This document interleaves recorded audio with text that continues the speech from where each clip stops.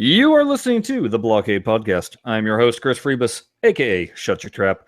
Joining me as always, Jared Morgan. Hey there, Chris. What's been happening? What's been happening? Well, I have been enjoying a lovely week off of work, so that's what's been happening. We get hiatus weeks, Oh, which is not okay. yes, it's not uncommon with TV shows, especially comedies. And so what they do is they'll work 4 weeks, and then they'll take a week off. And a lot of times that is basically so the writers can catch up and fine-tune things. In the case of our show, I think it's less about the writers and more about that labor laws require that the kids have a certain amount of time off. Yeah, so I think that helps ensure that they're not being overworked. But we get the benefit of it. I mean, some people would be like, oh, no, that's a week without work. But based on our final week at work where everybody was pretty much getting ready to tear each other's heads off, it couldn't have come at a better time. Yeah, fair enough. Yeah, I guess there's probably been a little bit of frustration recently with certain events happening. Well, it's not only it's a combination of that, but it happens regardless of world events. When you spend 12 hours a day with a group of people that are in tight quarters, and sometimes the job can get high pressured because of time constraints and rushing to get things done. People tend to start barking at each other. Yeah, it's good for the cabin fever. Yeah, there's been shows where their first break wasn't until Christmas, and then they don't get another break until the show is done, which would be talk about mid-April. So mid-April. Yeah, so I'd go day play on those shows near the end, say the end of March, and there'd be people within their own department not talking to each other because it was just gotten that bad. Yeah, that's terrible. Yeah. But then you go back the next season, and at the start of the season, and everybody's all happy-go-lucky and nice to each other and stuff. So I think it's wise with shows to schedule in breaks because it's much needed. Yeah, definitely. Because I'd imagine you're doing pretty long days, aren't you, on set in most cases? So you're kind of cramming a lot into each day, and that would take a toll. Yeah, well, I mean, a lot of the toll comes from, in my instance, once you add in the commute time to and from the show, you're away from home for 15 hours, basically. So by the time you get home, you have enough time to basically be awake for 2 hours and take care of whatever you need to take care of. And then you go to sleep, and then wake up, and you go do it all again. So that can get pretty tough on everything, really. Yeah. Yeah, it's amusing when I've worked an 8-hour day. That happens now and then with day players where they'll just be hired for just an 8-hour shift, and then they get sent home while the rest of the crew still works. Yeah. And you get into your car after an 8-hour day, and you're like, but the day's just I can't believe I'm going home already. And I feel like I'm copping out. Going home this early. And it's mind-boggling to me that most people only work an 8-hour day. So yeah, it would be weird. Yeah, I sort of clock off after 8 hours for sure. When I have to work back on occasion longer than that, it's like it's like every minute feels like 15. Well, the funny part is that we take our lunch. We go to lunch after 6 hours of work. Yeah. So 2 more hours and you'd go home. Strange. That's weird. Yeah, it is weird. You think they sort of break it up sort of halfway through the day at least? Well, it is halfway in our case because then we tend to work another 6 hours afterwards. So yeah, I guess. Yeah, it's pretty nuts. Yeah, So anyway, I've been enjoying the break, watching movies, TV, playing with the boy, and I actually for 2 days that I was off, just because I had come up with a good idea on set one day, I went ahead and banged out a script for an episode. Not that it'll be even remotely have a chance of being presented to anybody, because that's kind of against the rules. But still decided to bang one out, and I incorporated one of my favorite things, which is pinball, into the script. Nice work. Yes, I think I I was going to say I need to. I reckon we need more examples of pinball in popular culture, so the Pinheads Pinball podcast can actually play them on air when they do their pinball and popular culture segment. Of course, it's purely for selfish reasons why I would write something like that in, because then they'd have to bring pinballs in, get a pinball machine on set. Yeah, that's exactly. Right. And then what do you think I'd be doing during lunch? Yeah, exactly. That's right. You know, what you really need to do is create a sitcom based in an arcade. That's what you need to do. I have thought about that. Yeah. I actually have thought about that. And what my idea was kind of think of like Cheers, where it's takes place in an arcade, and it has next to nothing to do with the actual arcade itself. It's just the people that would come into the arcade and who would hang out, and you could have all sorts of different, you can have, you got your owner, you got the weird guy that fixes all the machines, you've got the various clientele that come, whether it's youth that hang out on it, or some of your older people that would be, pinheads of that nature. Yeah. And just kind of the interactions. And I've thought about that. I don't know how it would actually come to fruition and work, but I reckon I don't think you could design it being about an arcade, because that would get old real fast. Well, you could do it as a BlahCade. Like, you could actually have it as a, like a bar and an arcade, and that would actually give you a lot of material. Yeah, right. So it's like Cheers 2.0. Yeah, I was going to say, because it is Cheers, they'd have to reboot it. Yeah, they probably, that's exactly what they would do. It would just rebrand it. Yeah. So there you go. Make it happen, producers and script writers and things. Yeah, get right on that. Sure. Yeah. Hey, since you posted a score on Twitter, I've got to imagine you had some time to mess around with Rogue One, the Zen table. Yes, I have had a bit of a good go at it. And I think overall it's okay. There are some things that frustrate me with it, though. And I think a lot of it has to do with the big gaping hole at the back of the playfield. The ball seems to spend a lot of time either going up there to get the road targets, but also if you like brick a shot and you don't get it right, it takes way too long for the ball, in my opinion, to get back down to the flippers again.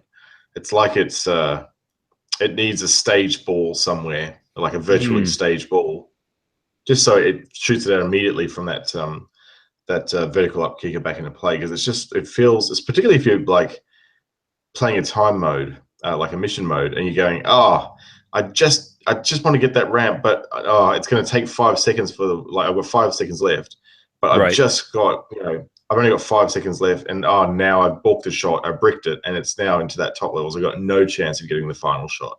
That is what's been frustrating me about the table. What do you think? The two upper flippers. Do you? I can barely figure out what they're even there for. What shot you're supposed to be hitting? I think I randomly hit a ball the other day that wound up hitting the general that's on the left side of the screen, and I was like, "Wow, I didn't even know that was a path." Yeah, because it wasn't really clearly defined. Yeah, how you lock balls. Okay, yeah. So that's one of the shots there. And you've also got like these two. It depends on what view perspective you're playing on. It might be hidden on some, but there's actually two sort of very sharp left and right ramps. I guess you could call them bank ramps that those flippers do let you shoot for.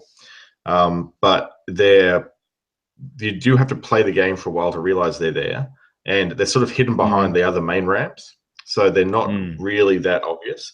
You think that, well, okay, there's two flippers there must be some sort of side ramp action I need to shoot, so you kind of just have a go and see where the paths are by just brute forcing your way around that area of the playfield, really.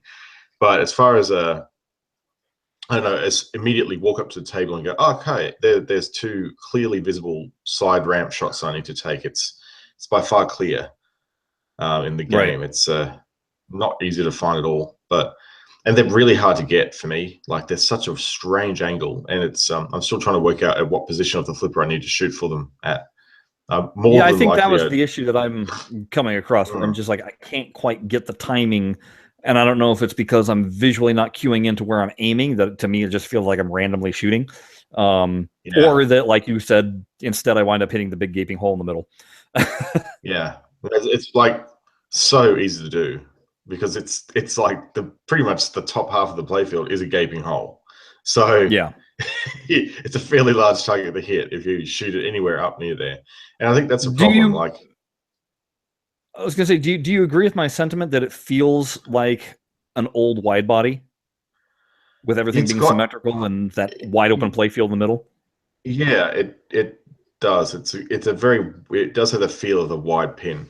It's certainly not a narrow one like perhaps arguably some of the later Star Wars tables were. Mm-hmm. And I don't know. I think probably with the amount of stuff they've crammed in there, it needed to be that wide. But I I don't know if the area on the playfield has actually been utilized as perhaps well as it should. It seems like the bottom half of the playfield is really empty compared to the top half.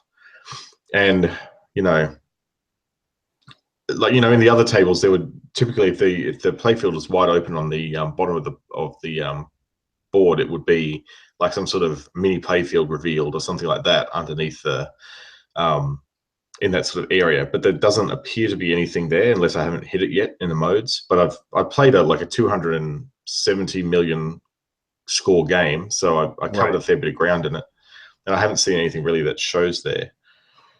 So I don't know. It sort of seems a bit. I don't know. It's not. I don't feel it's one of my favorite games. Where would you there is what? I don't even know how many Star Wars tables there are now. Is there probably around 12 or 14, right? Something of that nature. Yeah, I could quickly open the app and find out. But if you're going to ask me where you'd it place sits, it, yeah. Where's it sit? Top half, bottom half. Let's put it to you that way. Oh, my bottom half. Bottom half. Yeah, I'll put in the bottom half. Whereas there's some Star Wars tables there that are like well and truly in the top half. And yeah, definitely bottom half. It's certainly above that. What is it? The dark and light side table. Oh God, everything is above that. Yeah, that's right. But it's not really one of my favorites. I think, yeah, it's that upper playfield. I think kind of kills it. It's just a bit too open, and to light force and then get a mission, it wasn't really apparent to me. I kept on doing the same mission over and over and over again. And I was really? going, why am I doing this mission over and over and over again? Isn't there do I get to select a mission or something like that? It turns out I might have been like not realizing there was action up on the DMD or something like that, or and I had to actually select missions, which is really weird because normally like it's clear that you shoot a hole and in all the other tables it's like start mission or like a mission select or something really obvious. But I think on that table it's just you shoot force and then is it force or rogue? I thought it was rogue. Rogue. Yeah. Yeah, it's rogue. So you shoot rogue, all the rogue targets, and then this thing pops up, and it was I forget the mode. It's like I think it's called invisible or something like that, where you've got to shoot the little. No, it's I think it basically is the one that when you first start a mission for the first time, it's the one that's selected by default. Oh, the guy that rotates back and forth on the. Yeah. And you got to do it like 3 or 4 times, and then you got the big spinning like looks like an octopus at the back, but it's actually the robot. Right, the droid K. Yeah, K whatever it is. KF60 or something like that. K260. I can't remember what his name is. But yeah, and that one I haven't been able to finish that mode for the life of me. And it like doing it over and over again and failing on it over and over again. I was just going, oh, this is crap. I do not like this table at all. And then I looked up at the DMD because at one point it didn't even the mode started immediately when I shot the hole, and it didn't give me any pause because normally if the game paused, I'd go, okay, and probably look up the DMD. But it just gives you zero indication that that's how you actually start the mode if you haven't actually read the instructions. You have to at least defeat that first part of the mode. If you defeat that, then the next time you complete Rogue, then you get the choice of what levels you want to do, what mission you want to do. But you first have to complete that very first one. Not completing the robot portion. It's just shooting the pop-up target the 3 times, or the 3 cycles of times, I should say. Once you've done that, the very next time you shoot Rogue, you'll be able to, the mission menu will pop up, and then you can select your mission that you would like to do. Right. So maybe that was my problem. I wasn't actually getting into the shoot the target enough, and I was timing out. Right. Okay, well that explains it. See, there again, that's not really that well explained in the game either. Like, you compare that sort of mode transition to all the other Star Wars tables, and none of the other ones do that. Like, you can basically just start any mode you want at the outset, and Well, that's kind of. I mean, I've always felt that's Zen's, one of their main Achilles heels is that they don't really explain what you need to do very well without having to actually bust open the instructions. Yeah, it's particular. I've found this table particularly hard to pick up, actually. So it's sort of like, yeah, the rules are not apparent. I just wonder if that's actually due to the fact that it's a Zoltan table. Maybe. It's just maybe one of those things. It's certainly one of his better ones, but I also feel the rubber is really dead on it. Like, there's no bounce. Zoltan. Yeah, that's Zoltan. But here's the thing. I believe it's actually quite bouncy for a Zoltan table. Yeah, it is.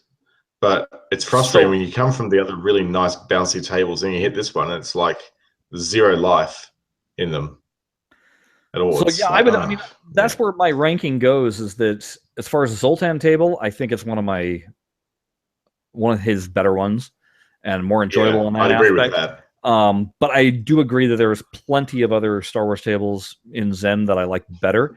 So to me, it's probably a middle of the field kind of table, and one that you'd probably be fine waiting for it to go on sale, and then buying it on sale, you'd be happy. Yeah, I'd probably say that too. Yeah, definitely if it comes on sale, grab it.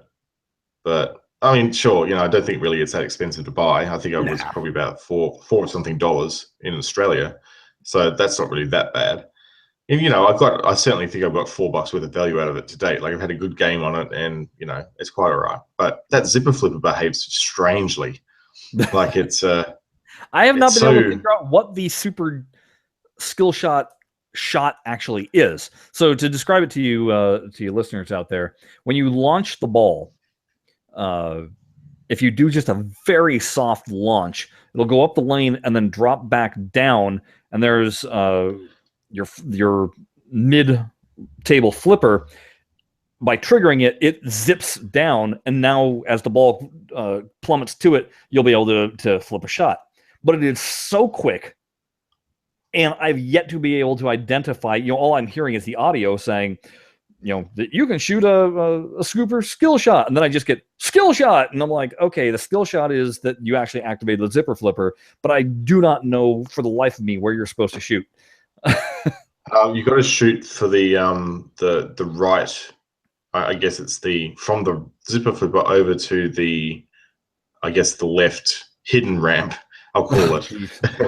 So basically it's plunge flip, and that's pretty much how you get the shot, because it's the thing that there's problems with that skill shot. I think number one, think of like how Twilight Zone does the skill shot, where it's got like you basically plunge it.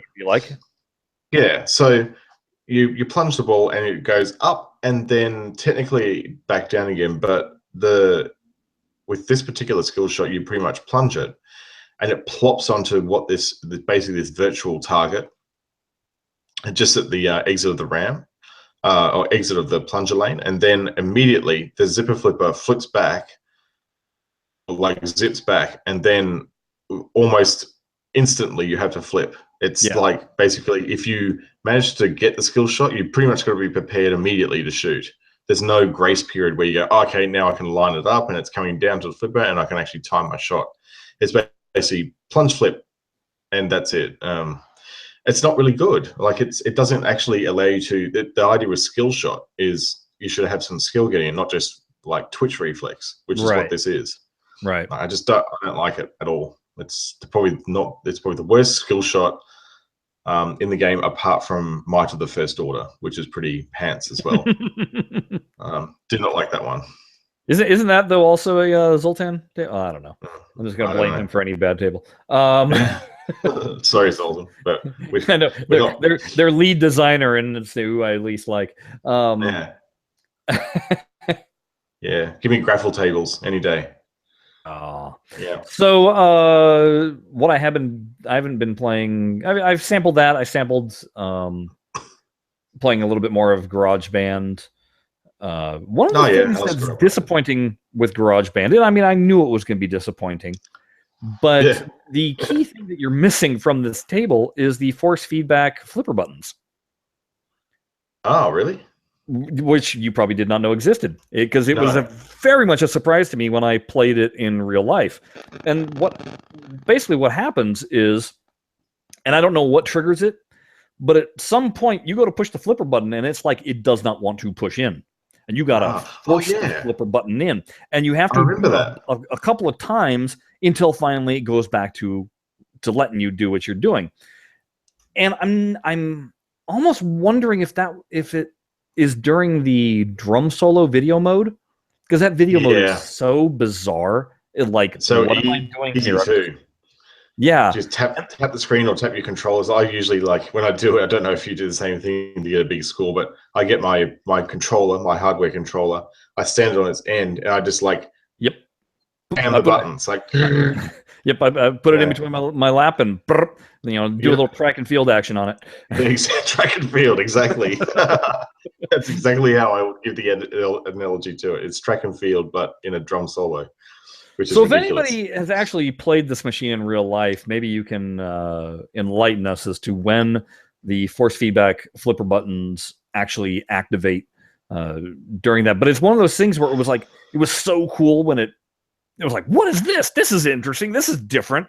And it was kind of a shock to the system, you might say, while playing it. And it's the equivalent of when you were playing Attack from Mars and you got strobe multi-ball and you went, what's so special about this mode? Until Farsight finally, did something about that and blacked out the play field. Exactly.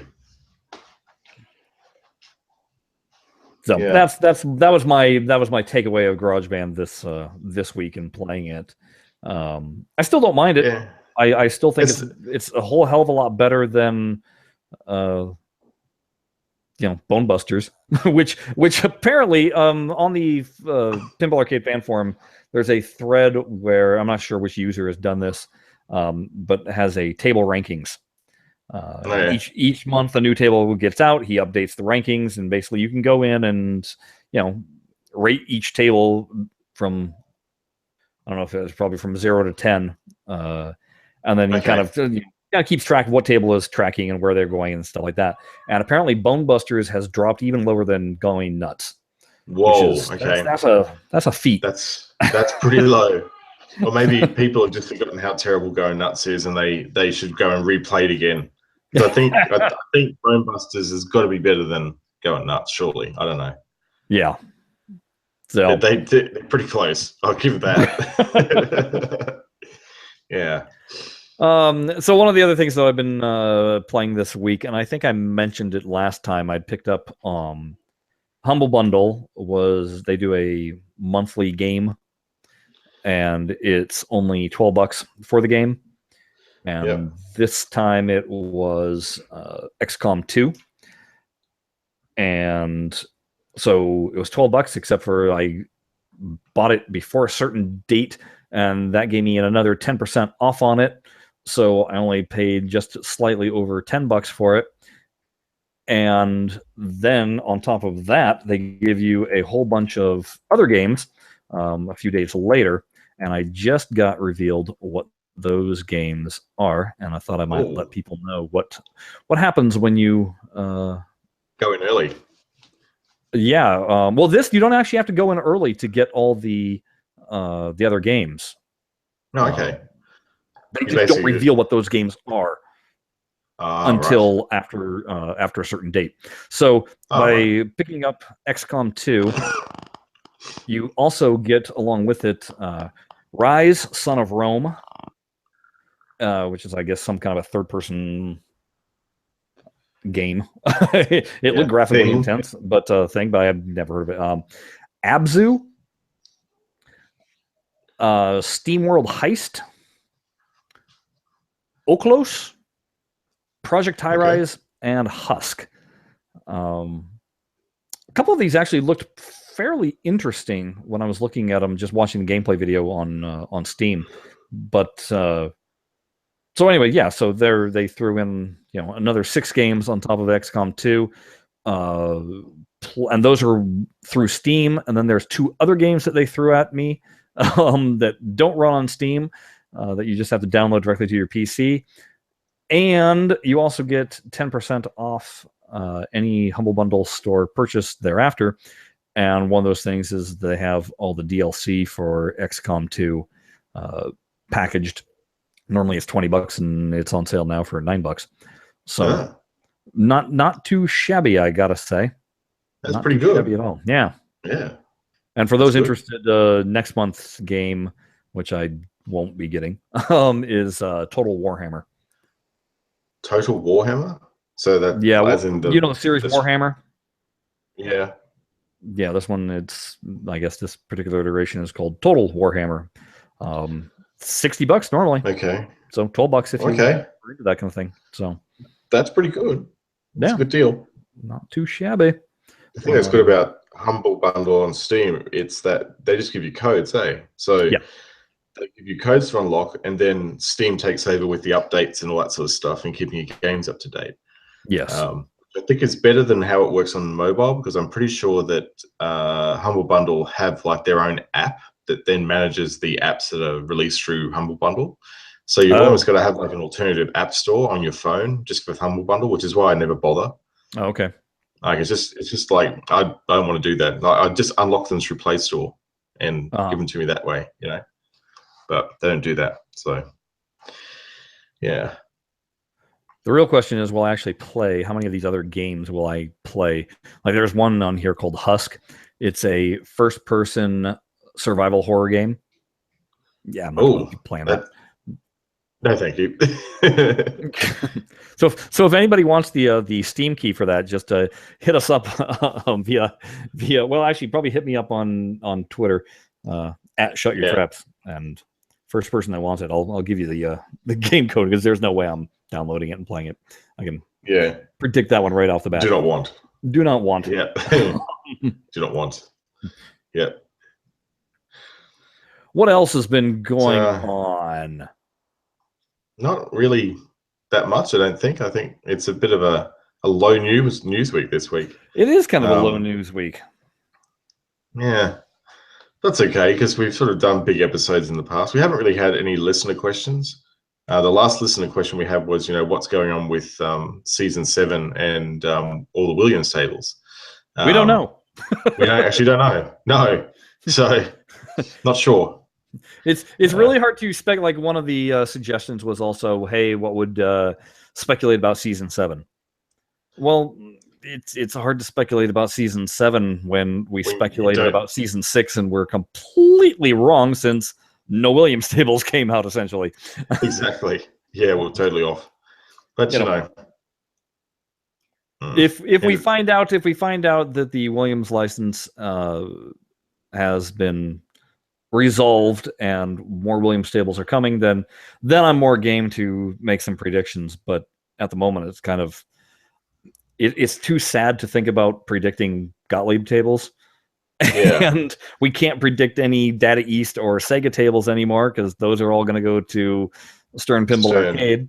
That leaves us with the Gottlieb tables, and with Alvin G tables, which I know next to nothing about, and the possible threat of if there was a Capcom table, but until I see one, I won't believe it. So that's right.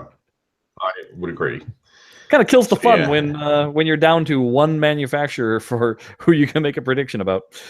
Yeah, it's not really great, which is why I think it's pretty fair to say that the Williams deal needs to happen.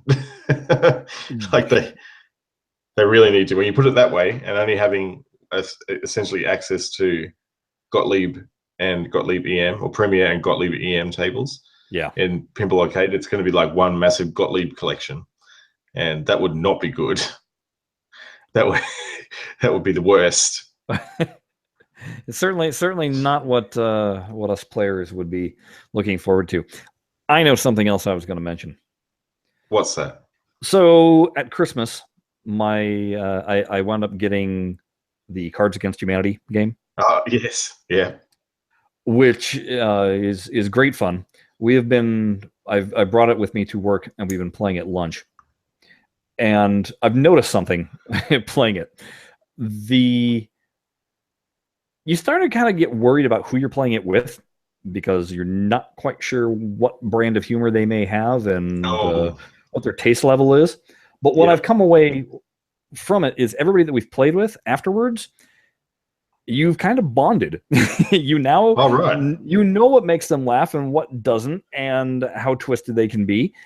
And the last time we played it with our director and our director of photography and our set dresser and our boom operator.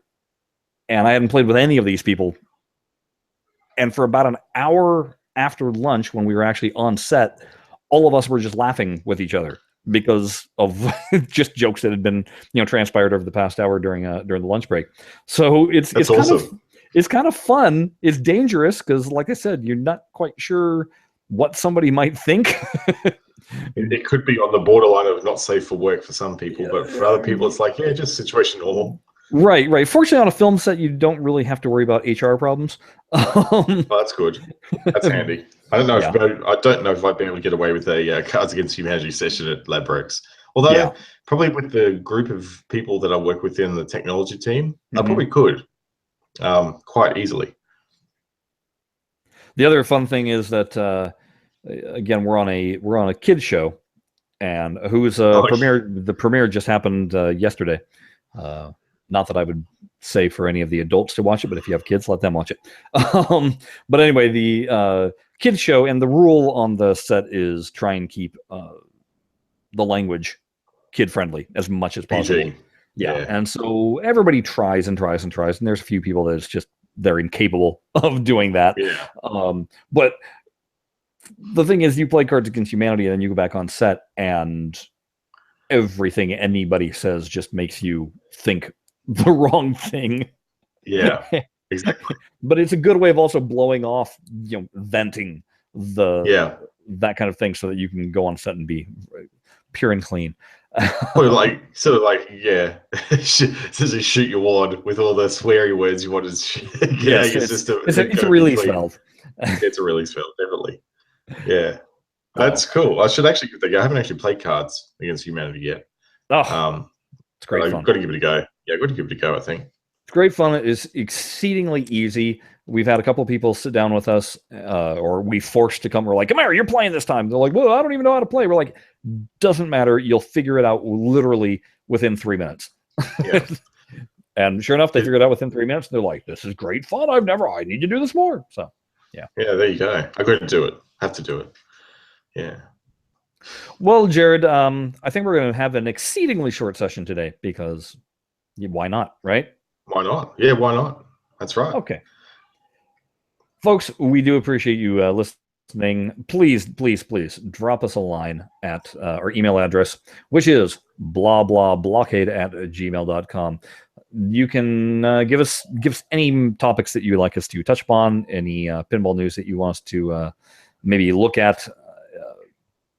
It's kind of hard to... I would love to talk about the Jersey Jack dialed in table, but it's really hard when I have no access to it. So topics that range more on the digital front are definitely much easier for us to address.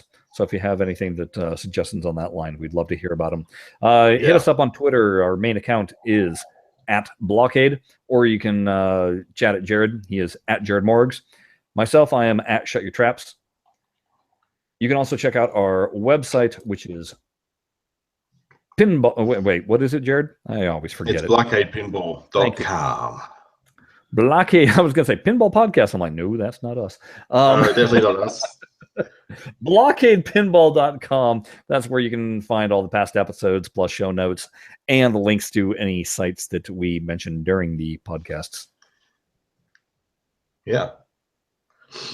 So there you so go. Yeah, good. It's the good old Super Bowl weekend here, so maybe I'll be able to talk about commercials next week. Maybe. Any pinball leagues happening for you over the weekend? They normally do, don't they? There was actually one yesterday, and I did not attend that. Normally, it would have been on Super Bowl Sunday, and the guy that hosts was like, you know what? I'm sick and tired of having it on Super Bowl Sunday, not being able to have a Super Bowl party. So they did it yesterday, but no, I didn't attend that one. Well, there you go. There you go. There you go. All right, folks. Until next time, we out. Bye-bye.